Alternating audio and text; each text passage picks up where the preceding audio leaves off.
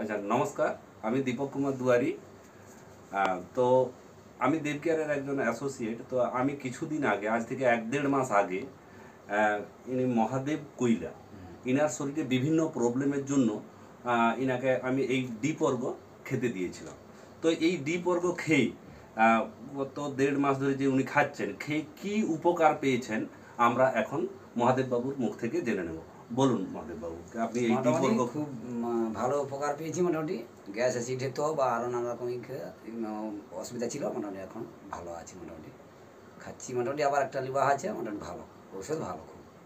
আর কি কি আপনার আমাশার প্রবলেম ছিল? আমাশা নানা রকম ছিল। আমাশার প্রবলেমটা ঠিক হয়েছে? হ্যাঁ, আমাশা আর নেই। আমাশার আর গ্যাস অ্যাসিডিটিটা? না, অ্যাসিডিটি আর হয়নি।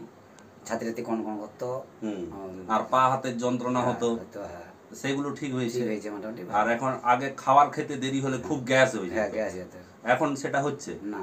এখন খাবারটা ভালো মতো হজম হচ্ছে, আর এনার্জিটা মানে বাড়ছে। আগে কাজ করতে পারতেন না, এখন ভালো কাজ, নিজে ভালো কাজ করেছি, নিজে সব কিছু করেছি। আচ্ছা, কোনো অসুবিধা ভালো, ওষুধটা ভালো, মোটামুটি কাজে হচ্ছে মোটামুটি। আচ্ছা, ক্ষমতাও বাড়ছে এই ওষুধ খেয়ে। কোনো কাজ করতে পারতিনি, খেতেও পারতিনি, এখন ক্ষুধাও আসে এটা সবসময়, বা সব কিছু এনার্জিও বাড়ছে, ক্ষমতাও বাড়ছে। আচ্ছা আচ্ছা, ধন্যবাদ মহাদেব বাবু।